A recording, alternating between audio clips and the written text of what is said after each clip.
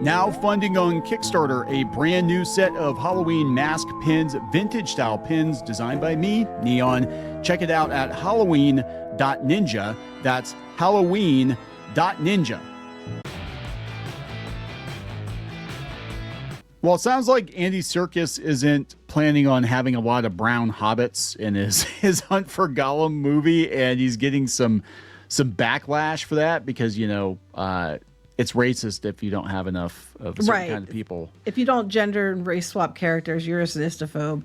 So yeah, people weren't really thinking about it because I don't think anybody really cares about the Hunt for Gollum. But now that he's said this and it's making rounds, now everybody's probably gonna be out to cancel him. Oh, I'm sure. And it's weird because he's actually, I think he's relatively progressive. I know he mangled Animal Farm, so it's kind of like, but it doesn't matter. Like we keep telling people, it doesn't matter how progressive you are if you're not progressive enough and you commit the cardinal sin, which is being a white dude of a certain age, especially, they do try to cancel you. It doesn't work anymore, though.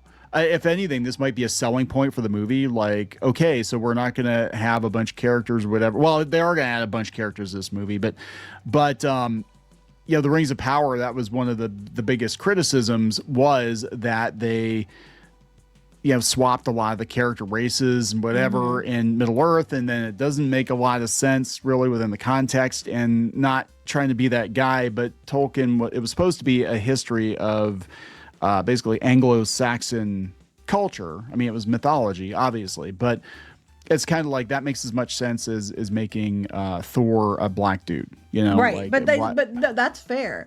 But you cannot. But you're not supposed to make the Black Panther a white person. I think they did. Yeah. And I don't think it's racist to adapt the material as closely as possible. Especially given that Tolkien was a professor, that again, it was supposed to be Anglo-Saxon mythology. Norse, I guess. Yeah. Yeah. And, but this whole conversation has come up and it's gotten really weirdly uncomfortable. I don't know who started. I think it came from academia, but within the last 10 years, everything Tolkien did was racist. Tolkien himself was a racist. Orcs are racist. They're supposed to be black people. There's zero indication at all in any of his work that was the case. Why don't we have more brown hobbits? Well, then it's going to get really awkward by the time we get to the Lord of the Rings. Because like mass genocide had to have happened at some point. So where'd all the brown people go? You know what I'm saying? So it's like, it's just a lot of things. And this was, I think because this was kind of a sacred cow, Tolkien was kind of a sacred cow, and this whole conversation has come up, and then that bled out into Dungeons and Dragons and everything else. And it just came from this whole notion that like you have to see yourself in every piece of media. Not every piece of media has to represent every kind of person, right? Back in the day, it used to be that you could identify with characters who might not look like you. There's characters that you like that might be different gender than you, no problem, race than you, or whatever, because there's something about them that it's like an everyman aspect that everybody can identify with, and that's how it always was. But no, now everybody only can identify with the characters that are exactly like them. But which is not going to happen realistically for most people. Yeah, so let's talk about this. The fact that it's making all kinds of headlines now is crazy, but it's also crazy to me that one, they're doing a Hunt for Gollum movie because they're making a bunch of stuff up anyway. Like I don't know if it's gonna be any better than the Rings of Power. But yeah, it's making the rounds. We've got the Stephen Colbert situation. He's not going to touch that one, I guess. So that's good. That's a fanfic. Like I don't even want to. Yeah, he's doing his own thing. Is it a show or a movie? It's a movie. It's a movie. Trilogy? Are they making a trilogy out of it? I can't remember if it was a trilogy or just one movie. But it's just like, why? Well, it would be a very short movie. Oh, we have to hunt for Gollum. Where is he? Oh, he's in that cave over there. No, not this one, the Colbert one. Oh, the Colbert one. No, the Colbert is a fanfic, and good luck with that. And this is Warner Brothers.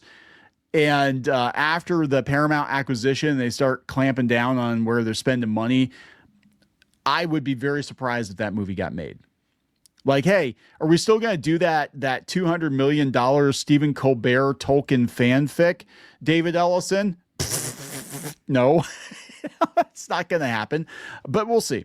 Let's talk about this. Before we get into it any further, please subscribe for more pop culture news, views, and rants, guys. You'll get woohoo if you do. Woohoo. Go out to more.clownfishtv.com. That's more.clownfishtv.com for more Clownfish TV content you will not find here on YouTube. And also go out to iTunes, iHeartRadio, Spotify, Amazon Music, wherever you listen to podcasts. Look for Clownfish TV podcasts. And guess what? You can listen to Clownfish TV podcasts because it does what it says on the tin. This comes from the Hollywood Reporter. Andy Serkis defends his Hunt for Gollum cast and confirms he's not directing Stephen Colbert's Lord of the Rings film. Thank God. So the British actor-filmmaker addressed criticism around the lack of diversity in his Lord of the Rings film. Thanks, Amazon. Thanks for that. The famed actor known for his roles in Lord of the Rings, Planet of the Apes, and more recently Andor is directing the Lord of the Rings, The Hunt for Gollum, which boasts Peter Jackson as producer, as well as a star-studded cast that includes a bunch of white people. Serkis told, pretty much, right? Serkis told the BBC this week about what he has in store for the latest adaptation of Tolkien's work, currently slated for release in December of 2027. They better get hopping on that. He began by explaining the story sits absolutely between the Hobbit and Lord of the Rings trilogies and books. In fact, he said it's very much a deep dive into the psychology and history of Gollum before he became Gollum, but also with a very burning question from Gandalf about what the potential origin of this ring Bilbo has is. The hunt takes place in two different dimensions, really, and that's about as far as I can tell you. We're still writing the script, guys. But they said, yeah, he's not doing the Lord of the Rings film Shadow of the Past, written by chat show legend Stephen Colbert. Legend. You're really pushing it there. He said, I think that post has been taken. Put it that way. I think he doesn't want to do it because he's like, it's fan fiction. That's going to be a fascinating story, too. I know it's something that Steven's very, very excited about being a part of. Good luck with that. A chunk of the interview centers on fan criticism of Serkis's Hunt for Gollum cast, which so far only consists of white actors, though more major announcements are expected in the coming months. The BBC notes that Serkis has been a campaigner for equality across his decade-spanning career, and included mention of his saying in 2018 that being one of the few white actors in the Black Panther set gave him a more personal understanding of what feels like to be a minority. But he still accepts that his Hunt for Gollum cast resembles the nearly all-white lineup from the original Lord of the Rings. Okay, he gets it. Tolkien himself was influenced by a lot of Norse mythology. There's a lot of that feeling. The Shire feels very, very, very white, They're not very concerned about what goes on beyond the borders of the Shire, but they know they don't want people coming in. Uh-oh. Can you say that? How dare you? Can you say that? Yes, there have been criticisms, he says, of the lack of diversity. This particular film is somewhat acknowledging that, but we don't think we will be doing a politically correct, just casting for the sake of casting and ticking boxes version of the film. So it's only where it's relevant, basically. So they're gonna keep it mostly white unless there's a reason otherwise, because they don't want to just do it for the sake of doing it to appease Hollywood. It's basically what you just said. Yes. For now, and I bet when they get more announcements, we're going to see a completely different story, because everybody in Hollywood's going to lose their shit, because their dog is going to start calling them out, and they're going to start calling the studio and complaining about it until they change it. They're not going to. They're not going to change it because, especially, again, once the Ellisons buy Warner Brothers, they'll be like, hey, we want a Lord of the Rings movie that makes money, unlike Amazon's Lord of the Rings, which was widely panned for nonsensical bullshit. The comments, though. Oh, God. This isn't left-wing humanism. It's authoritarianism for a disproportionately white Western middle upper class that keeps the privileged class from complaining about the wars and the censorship. What? We're talking about fucking Hobbit movie. What do they always say when you try to say, like, oh, you can't race swap them because they're this character? Well, they're not real. Well, they're not real. So it doesn't matter if they're all white. They're not real. This person says Middle Earth is not a real place. Just whatever. That's because what they do is they keep arguing this. They make these race swaps or gender swaps or whatever, and people are like, this isn't what they were. Well, they're a character. They're not real anyway. So there you go. It's a character. They're not real. It's not real. That's why I don't understand. I don't understand when people complain about this stuff. A lot of times they're like, shut up. It's not real. This is the same with the Odyssey too. It's they don't shut up. You do it back to them. It's not actual. We know this is one of the most famous Greek stories of all time, but it doesn't matter that we don't have any Greeks in it. And shut up, it's just a movie. Shut up. Yeah. Well, some people are real people, but it doesn't. They do that all the time with like historical figures. You can't say shut up, they aren't real. But they that's their mentality. But they really don't like it when you do it back to them. It's like, well, you thought Abe Lincoln was a real person and not a lesbian in a wheelchair? And come on. Come on. This is like, what if Lincoln survived the assassination and Lincoln's revenge? I don't know. It's at least they're trying to say they're going to try to they're only going to make changes where it's necessary, but they understand that the heart of what it was, this is a story about, based on this, and it would not make sense to change it. And that's what people get mad about. If you're going to just tell stories, then tell stories that, why do they keep acting like we got to race swap characters historically that were historic people to make it so it's more fair? Why don't you just tell stories about people that they actually were? Like, when it comes to like black people, they're always race swapping at the black people. Meanwhile, they have all kinds of people historically that were black, that were amazing people they could do stories about. And like the one guy in the Civil War that stole the ship. It was the Civil War, I think it was, and he stole the ship and then used it to pass through the waters and stuff. There's a bunch of people that I thought they made a movie about that, didn't they? Did they? I mean, I like to see those kinds of things.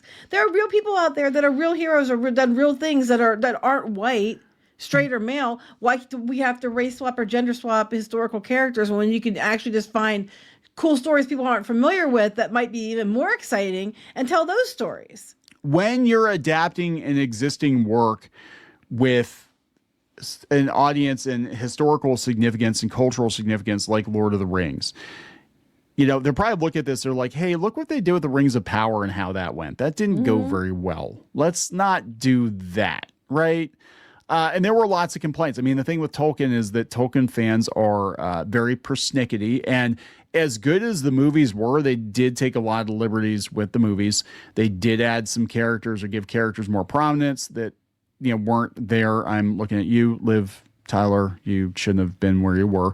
But also they took out like Tom Bombadil and some of the other stuff. So there were some changes, right?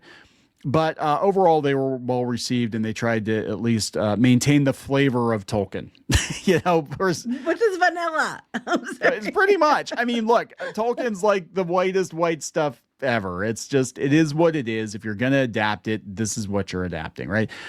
This comment would have gotten him canceled a couple of years ago, and I don't think he gives a shit now. He's like, you know what? This whole thing, it's over. No, I think it's still going to cause him problems because they weren't even paying attention to the Hunt for Gollum. So he's been getting nobody was paying attention to the Hunt for Gollum. And so what this is going to do is and they might have done it on purpose just to get people to talk about it.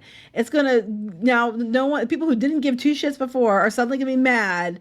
The activists are going to be triggered. They're going to try to go call in the studios, start calling them out everywhere, and trying to get stuff changed behind the scenes, so that when we get announcements, it's probably going to be like, well, he misspoke. Look, everybody's now not white. Because they're going to get mad about a film that they were never going to go to, nor were they ever going to, did they even care about or know about? Most people don't care about this film. Okay, hear me out. Hear me out. Right. Sam Jackson as Gandalf the Black. Actually, that's great. Yes, he died again, and he came back, and now he's going to take out those motherfucking orcs. So that won't happen because Gandalf wasn't ginger. He might have been before he went gray. He's always been gray. No, that would be, you know what though? I would watch a movie with Sam Jackson as a wizard. He basically was in Star Wars, right? He was basically a wizard. Yeah, I would watch him. I would watch him as a whole movie of him being a wizard, just kicking ass. That would be funny. Actually, I would watch it. Gandalf the Black. There it is. Money in the Bank, Warner Brothers. That one's for free. Even if it was like a parody or something, that'd just be awesome. Just 2 hours of Sam Jackson kicking the shit out of orcs. You shall not pass, motherfucker. Oh my God. I'm actually sitting here thinking about this like, oh my God, I would watch this. I would absolutely watch this. I would watch this movie.